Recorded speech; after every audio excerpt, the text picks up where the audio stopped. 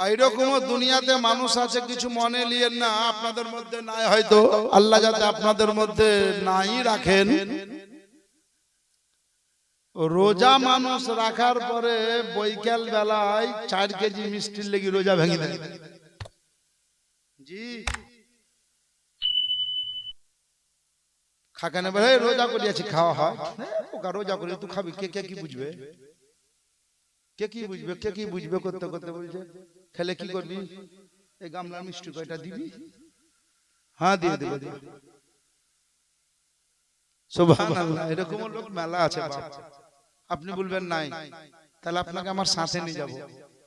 এমন রোজা করার লোক আছে, ও সেহরিও খায়, দিনেও খায়, আবার ইফতারও করে খামচা ভরি। জি মুফতি সাহেব ঘুমাইছেন নাকি? সুবহানাল্লাহ, সেহরিও করছে, দিনেও খাচ্ছে, আবার খামচা ভরি ইফতারও মসজিদে নিয়েছে, আবার আসরের পরে দাঁতুন করছে। তো সবারই চেহারা উস্কো খুস্কো আর ওর চেহারা ডব ডব করছে। তো লোক বলছে চাচা কি ব্যাপার গো, সবাই তো রোজা, তো দেখতে তো মায়া লাগছে আমাদের সবাইকে গো, মুখ চোখ শুকিয়ে গেছে, ইফতার করার পরে আবার ঠিক হয়েছে। বলছে হুঁ তা তো হয়েছে, বলছে তোমার চেহারাটা ডব ডব করছে, তুমি রোজা করনি নাকি? বলে বোকা, একটাও বাদ নাই, আজ 18টা রোজা হলো, একটাও বাদ নাই, তোমার চেহারা কি ডব ডব করছে? বলছে এমনি ডব ডব করছে রে বোকা, যার রোজা কবুল হয় তারই চেহারা ডব ডব ডব। বয়স্ক মানুষ কি তর্ক করবে ওর সাথে?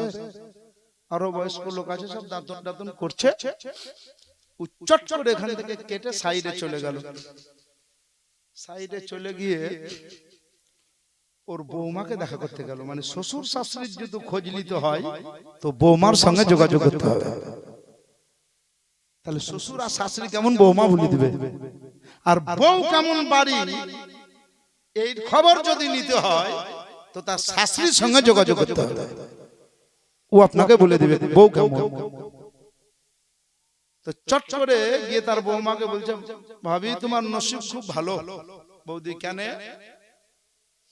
তুমি রোজা, তোমার স্বামী রোজা, তোমার ছেলে রোজা, তোমার শাশুড়ি রোজা, সবার শ্বশুর রোজা, তোমাকে তো দিনে আর পরিশ্রম করতে হয় না, বহু বাড়িতে দিনে ভাত টাত রান্না করছে, তোমাকে রান্না করতে হয় না। বলে ভাই ঠিকই বলে আছো, কিন্তু আমার শ্বশুর তোরই জ্বালা সহ্য করতে পারি না, প্রতিদিন আমাকে দুপুরে রান্না করতে হয়। তখন আর সোনার চাহিদা বেড়ে গেল।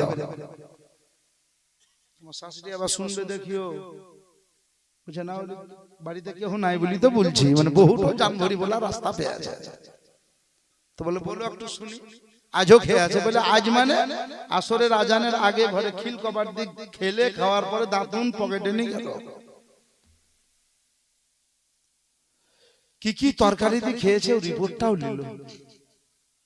ছেলেটা তো ভিতর বুঝলেন গরমিছে খুব, দেখলেন না আগে মহব্বতের দৃষ্টি দিয়েই বলি, এক পাক করে কাছে গিয়ে বললো চাচা যাও তাহলে এবার সব ইফতার টিফতার আসবে। বলছে হ্যাঁ দেখি আমি খামচাটা নিয়ে এসেছি। তো বললে তুমি আর খাম চাইনি বা কি করবে, বাড়িতে খেলি। বলছে কেন? তোমার সাথে ইফতার করা মানে আমাদেরও বেকার। ওর মুখ তখন বুঝলেন একটু সুখে দিলে গেছে। তখন আর একজনে বলছে এবারই তোকে রোজদারি লাগছে। তার মানে বলছে তুমি তো প্রতিদিন দুপুরে খাও, ভোরেও খাও, বা ইফতারও করছো। কে বললে তোকে? তোমার বৌমাকে ডাকবো। আসল খবর তোমার বৌমাকে ডেকে আনবো, সব লোক আশ্চর্য। তখন ওই লোকটা বলছে যে এটা বোকা ডাকবে কি, আজকে বমি হয়েছিল বলি খেয়েছি, মানে ধরা পড়লে বলে বমি হয়েছে, ধরা না পড়লে বিনা বমিতে প্রতিদিনই চালায় বাপ। এরকম লোক আজও আছে, আজও আছে। আবার আপনার দক্ষিণ এলাকায় এক জায়গায় যাবেন, ওরা আবার কি বলবে জানেন? বলবে যে ইফতার করা নবীর সুন্নত, নেকি পাবো বলি ইফতার করিয়ে, আর সেহরি খাওয়া নবীর সুন্নত বলি সেহরি খেয়ে, আবার দিনেও খেয়ে অসুবিধা নাই। তবে এই রমজান মাসে কিছু করতে পারি আর না পারি, এই সুন্নত গিলা পালন করিয়ে বেশি করি, দাতুনটা করিয়ে, ইফতারও করিয়ে, সেহরিও করিয়ে।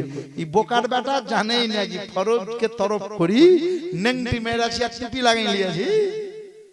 ওইটার কাপড় নেই, নেংটি মারা আছে, আর টুপি দিবি যে চলো নামাজ পড়তে যাব, মারবে না হবে।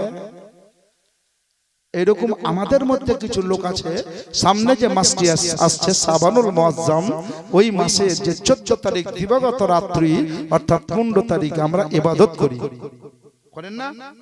লাইলাতুল বারাতে নামাজ পড়ি। তো যে জীবনে ফরজ নামাজ পড়ে না, সে আবার সেরেতে নফল নামাজ পড়ার লাগি লাফানি কি? জি এই রাত জাগবি না, নামাজ পড়বি না, ওরই কথা।